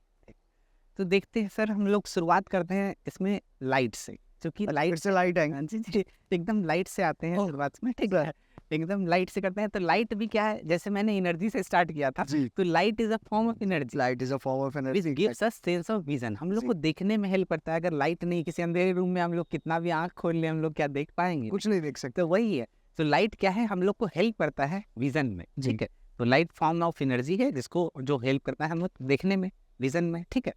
तो अब हम लोग बात करते हैं मिरर की, ठीक है। तो मिरर जैसे कि नॉर्मली हम लोग अपना चेहरा देखने के लिए मिरर का इस्तेमाल करते हैं। एक्चुअली मिरर होता क्या है वो समझते हैं पहले।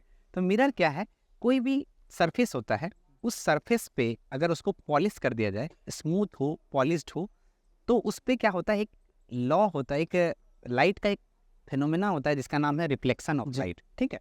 तो वो रिफ्लेक्शन ऑफ लाइट अगर अच्छे से हो पाता है किसी ऑब्जेक्ट से, तो वो सरफेस अगर स्मूथ है, शाइनिंग है, और उससे लाइट का रिफ्लेक्शन होता है सेम। अगर लाइट रिफ्लेक्शन ऑफ लाइट होता क्या है नॉर्मली, कि लाइट का स्ट्राइक करके किसी ऑब्जेक्ट से, किसी सरफेस से फिर से लौट जाना उसी मीडियम में, उसको कहते हैं रिफ्लेक्शन ऑफ लाइट। तो उसी में मिरर आता है क्या, कि अगर किसी स्मूथ शाइनी पॉलिश सरफेस से अगर लाइट का रिफ्लेक्शन हो रहा है, तो उसको हम लोग कह जाते हैं मिरर। चाहे वो कैसा भी सरफेस हो, शीशा का हो या वाटर से भी, अगर हम लोग वाटर में भी अपना प्रतिबिंब देखते हैं, तो वाटर भी वहाँ पे मिरर की तरह एक्ट कर रहा होता है, क्योंकि हमें अपना इमेज दिख रहा होता है। कहने का मतलब है कि मिरर वो चीज है जिसपे लाइट आए और उसी एंगल से रिफ्लेक्ट कर जाए उसी मीडियम में। हाँ, ये मिरर हो गया। मिरर हो गया, बढ़िया, ठीक है सर। ठीक है। तो चाहे वो वाटर क्यों ना हो, हम लोग बोल सकते हैं कि वो भी मिरर की तरह है। कब वाटर हो, लोहे का कोई प्लेट हो बहुत ज्यादा चमकीला चमकीला हो, हो, जैसे अभी आपने बताया कि जी क्रोम लोग प्लेटिंग करते हैं, प्लेटिंग बिल्कुल हाँ, करते हैं, उसमें वो शीश भी बिल्कुल वो भी चमकता चमकता है, है, अपना चेहरा देख देख हैं पाते कितना। हैं, बिल्कुल लोग बिल्कुल सर, खरीदने जाते हैं तो देखते हैं कि हम मेरा चेहरा दिख रहा है, चेहरा कैसे देखा, दिख रहा है। बिल्कुल तो वो भी मिरर, कोई भी शाइनी सरफेस वगैरह हमें अपना प्रतिबिंब दिखाता है, इमेज दिखाता है, तो वो एक्चुअली मिरर, ठीक है। तो मिरर के बहुत सारे टाइप्स होते हैं, मेनली हम लोग पढ़ते हैं प्लेन मिरर और स्फेरिकल मिरर, ठीक है। तो प्लेन मिरर क्या होता है, अगर रिफ्लेक्टिंग सरफेस जिससे लाइट टकरा के वापस जाती है, वो एक्चुअली उसको बोलते हैं रिफ्लेक्टिंग सरफेस, जिससे टकराना होता है लाइट। तो वो रिफ्लेक्टिंग सरफेस अगर प्लेन होगा तो हम लोग बोलते हैं प्लेन मिरर, और अगर स्फेरिकल शेप में होगा तो उसको बोलते हैं स्फेरिकल मिरर, ठीक है। तो प्लेन मिरर में जो हमें इमेज मिलता है, जैसे हम लोग घर में यूज करते हैं, वो प्लेन मिरर है। तो प्लेन मिरर में जो इमेज मिलता है वो हमेशा वर्चुअल इमेज मिलता है। वर्चुअल इमेज होता क्या है एक्चुअली, अगर हम समझें कि ऐसा इमेज जो जो जिसका स्क्रीन पे अपीयरेंस ना हो पाए, जैसे क्या कि अगर हम लोग सिनेमा हॉल जाते हैं तो मेनली अगर कोई टीवी ही देखते हैं तो एक स्क्रीन पे हमें कोई इमेज मिलता है, तो वो एक्चुअली रियल इमेज है जिसको हम लोग देख पाते हैं, ठीक है। लेकिन कुछ अगर मान लीजिए कि अगर मिरर में ही हम देखते हैं अपना प्रतिबिंब ना, अगर मिरर से कहीं बाहर तो हमारा प्रतिबिंब नहीं दिखाई देता, तो अगर किसी रिफ्लेक्टिंग सरफेस पे ही आपका चेहरा दिखता है, आपका इमेज दिखता है, तो उस टाइप के इमेज को बोला जाता है वर्चुअल इमेज, जो कि अवास्तविक है, ठीक है। कहीं और हम दिखा नहीं सकते, किसी स्क्रीन पे नहीं दिखा सकते उसको, तो वो हो जाता है वर्चुअल इमेज। लेकिन अगर किसी स्क्रीन पे किसी इमेज को दिखा पाते हैं तो वो कहलाता है रियल इमेज, जैसे कि सिनेमा हॉल में हम लोग दिखा पाते हैं। और अभी हमने लैब में एक एक्सपेरिमेंट किया था जिसमें एक खिड़की का प्रतिबिंब दिखाया था, तो वो एक्चुअली एक स्क्रीन पे दिखा रहे थे हम लोग खिड़की का प्रतिबिंब, तो जैसे ही आप स्क्रीन पे लेके आ जाते हैं किसी हो गया तो रियल, वो रियल हो गया। लेकिन मिरर वाला जो इमेज है वो रियल नहीं है, वो वर्चुअल है, क्योंकि उसको कहीं पे आप उतारना हो बस वहीं देख सकते। बस वहीं देख। चलिए सर, एक और कंसेप्ट क्लियर हो गया ठीक है। हमारा। तो रियल इमेज और वर्चुअल इमेज ये है, जी अगर किसी ऑब्जेक्ट का साइज मतलब जो है उसका इमेज का साइज अगर बढ़ जाता है जी तो उसको हम लोग बोलते हैं इनलार्ज इमेज, बढ़ गया तो इनलार्ज इमेज, जी। और अगर छोटा हो गया तो उसको बोलते हैं डिमिनिश्ड इमेज, छोटा हो गया। ये स्फेरिकल मिरर्स का काम। हाँ, ये स्फेरिकल मिरर में होता है। ठीक है। लेकिन प्लेन मिरर में क्या होता है, साइज ऑफ ऑब्जेक्ट और size of Same. Image same होता है। स्फेरिकल मिरर में ऐसा हो जाता है कि इनलार्ज हो जाता है, कभी छोटा हो जाता है जी। कभी, और कभी कभी होता है क्या है कि आप देखने का कोशिश कीजिएगा स्फेरिकल मिरर में तो आपको अपना प्रतिबिंब उल्टा दिखेगा। तो हम लोग अगर सीधा अगर कोई इमेज जो है ऑब्जेक्ट की तरह ही स्टैंड करे तो उसको बोलते हैं इरेक्ट इमेज, सीधा इमेज। और अगर उलट जाए, जैसे आप किसी कॉन्वेक्स मिरर से या कॉनकेव मिरर से आप अगर देख रहे होते हैं किसी वस्तु का प्रतिबिंब, तो क्या होता है कि आपको उल्टा दिखाई देगा। तो उल्टा क्या हो जाता है, उल्टा हो जाता है एक्चुअली लॉ ऑफ रिफ्लेक्शन जैसे पढ़ते हैं उसका इस्तेमाल होता है, उसके कारण वैसा होता है, ठीक है। तो उसमें अगर आपका इमेज जो है उलट जाता है, स्टैंड नहीं करता है, अपसाइड डाउन हो जाता है ऑब्जेक्ट तो जैसा का तैसा रखा है, इमेज अपसाइड डाउन हो गया, उसको हम लोग कहते हैं, आप बोल सकते हैं इन्वर्टेड इमेज बोलते हैं। तो हम लोग का प्लेन मिरर में कैसा कैसा इमेज बनता है, हमेशा सीधा दिखता है, हम लोग जैसे स्टैंड करते हैं वैसे ही। तो इरेक्ट इमेज दिखता है, जैसे मैंने अभी इसीलिए मैंने डिफिनेशन पहले बता दिया कि इरेक्ट होता क्या है। मैं जो टर्म का इस्तेमाल करूंगा, वर्चुअल इमेज बनता है, जो स्क्रीन पे नहीं ऑब्टेंड हो गया वो वर्चुअल इमेज बनता है। और एक टर्म आता है लेटरली इन्वर्जन। लेटरल इन्वर्जन क्या होता है, प्लेन मिरर में क्या होता है, हमेशा हम लोग जब राइट हैंड अपना देखने की कोशिश करते हैं प्लेन मिरर में, तो इमेज का आपको लगेगा अपीयर करेगा लेफ्ट हैंड, तो इसको बोलते हैं, इस तरह की घटना को बोलते हैं लेटरल इन्वर्जन। मतलब लेटरल का मतलब होता है उल्टा दिखना, मतलब एक्चुअली क्या होता है, अपसाइड तो सीधा ही, हाँ है तो सीधा ही दिख रहा है वो सामने से, ठीक है। तो वो हो गया लेटरल इन्वर्जन। तो लेटरली इन्वर्टेड इमेज मिलता है प्लेन मिरर में हमें। वर्चुअल और इरेक्ट तो मिलता ही है, सेम साइज का मिलता है, ऑब्जेक्ट का जैसा साइज होगा वैसा ही मिलेगा। और एक बहुत बढ़िया घटना हो जाती है प्लेन मिरर के साथ, क्या कि ऑब्जेक्ट को प्लेन मिरर से जितनी दूरी पर रखा जाएगा उतनी ही दूरी बिहाइंड हमको अपीयर होता हुआ इमेज दिखाई देता है। अगर 5 सेंटीमीटर दूरी हम लोग रखे हैं किसी ऑब्जेक्ट को, तो 5 सेंटीमीटर बिहाइंड हमको लगेगा कि इतना इमेज है, एक्चुअल इमेज। आप मिरर के सामने अपना प्रतिबिंब अगर दूर से देख रहे हैं तो आपको छोटा दिखता है, नज़दीक चले जाते हैं तो बड़ा दिखता है, क्योंकि ज़्यादा दूरी जितना डिस्टेंस वो कवर कर पाता है उसके हिसाब से वो इमेज बनाता है, उतना ही अपीयर होता है। तो ये है प्लेन मिरर। उसी तरह अगर स्फेरिकल मिरर का बात करें तो हम लोग स्फेरिकल मिरर में 2 टाइप के मिरर मेनली पढ़ते हैं, कॉनकेव मिरर और कॉन्वेक्स मिरर। तो कॉनकेव मिरर जो होता है कन्वर्जिंग मिरर होता है। कन्वर्जिंग एज ए सेंस अगर हम बोलें कि बच्चे सुनते हैं कन्वर्जिंग आखिर होता है क्या है, कन्वर्ज प्रॉपर्टी क्या होता है। तो अगर मान लीजिए क्या कि बहुत सारे किरण अगर किसी मिरर के ऊपर पड़ रही हैं तो मिरर के ऊपर पड़ने के बाद क्या होता है, वो रिफ्लेक्ट होती है, जैसा मिरर का प्रॉपर्टी है। तो रिफ्लेक्ट होने के बाद अगर एक ही पॉइंट पे वो फोकस्ड हो जाए, तो अगर वो पैरेलल रेज आ रही हैं और एक पॉइंट पे रिफ्लेक्ट होने के बाद एक ही पॉइंट पे फोकस्ड हो जाए, उसको उस टाइप के हम लोग को मिरर को बोलते हैं कन्वर्जिंग मिरर। मतलब एक पॉइंट पे मिलना को कहते हैं कन्वर्जेंस, और एक पॉइंट से निकल जाना, जैसे स्प्लिट कर जाना, उसको बोलते हैं डाइवर्जेंस। ठीक है, तो अगर हम लोग टॉर्च जलाते हैं तो टॉर्च से चारों तरफ लाइट स्कैटर हो जाती है, तो उसको बोलते हैं डाइवर्जेंस। वहाँ पे क्या हो गया, लाइट का डाइवर्जेंस हो गया। ठीक है। और कन्वर्जेंस हो गया कि मान लीजिए क्या कि 3 नदियाँ आ रही हैं एक तरफ से और एक नदी में, एक समुद्र में समाहित हो जा रही हैं, तो हो गया कन्वर्जेंस, आसान भाषाओं में। तो यही हो जाता है कन्वर्जिंग में। क्या होता है, कनकेव मिरर में क्या होता है, सारी रे जो पड़ती हैं एक पॉइंट पे मिल जाती हैं ताकि हमें इमेज अच्छा मिल सके। तो कॉनकेव मिरर में हमको रियल इमेज इसलिए मिल पाता है। इसी तरह लेकिन कॉन्वेक्स मिरर में वो डाइवर्जिंग मिरर होता है, तो एक हर जगह अगर लाइट फैल जाएगा तो हमें क्लियर इमेज मिल नहीं पाता है, इसीलिए वर्चुअल इमेज वहाँ मिलता है, क्योंकि हम लोग नहीं देख पाते हैं सही से, तो वो धुंधला इमेज मिलता है। धुंधला इमेज एक्चुअली हम लोग को गाड़ियों के शीशे में कौन से मिरर्स? हाँ, वो होता है कॉन्वेक्स मिरर। कॉन्वेक्स मिरर इसलिए क्योंकि हम लोग को मिरर में ही देखना है, तो हमको कहीं तो प्रतिबिंब बनाना नहीं होता है। ठीक है, तो वो कॉन्वेक्स मिरर है। कॉन्वेक्स मिरर का इस्तेमाल इसलिए करते हैं, वो 2 कारण हैं कॉन्वेक्स मिरर का इस्तेमाल करने का साइड मिरर के रूप में। एक्चुअली इसमें हमेशा छोटा प्रतिबिंब बनता है, स्मॉलर साइज का इमेज बनेगा, और ये large area behind the driver cover कर लेता है कि ज़्यादा से ज़्यादा दूर का भी ऑब्जेक्ट होगा, बड़ा सा ऑब्जेक्ट होगा तो उसको छोटा सा दिखाएगा।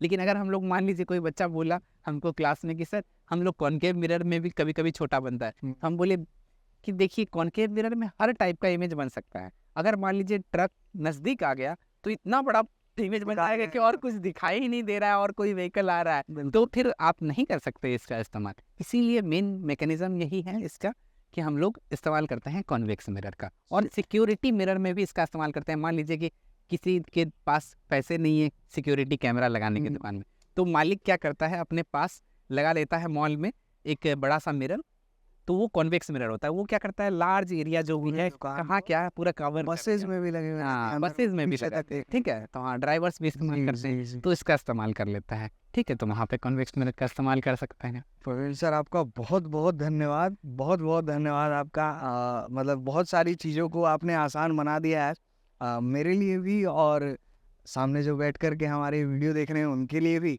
और मैं एक बार अपने सभी दर्शकों को धन्यवाद कर देता हूँ। आप सभी का तहे दिल से धन्यवाद करता हूँ हमारे साथ जुड़ने के लिए, इस शिक्षा संवाद को देखने के लिए।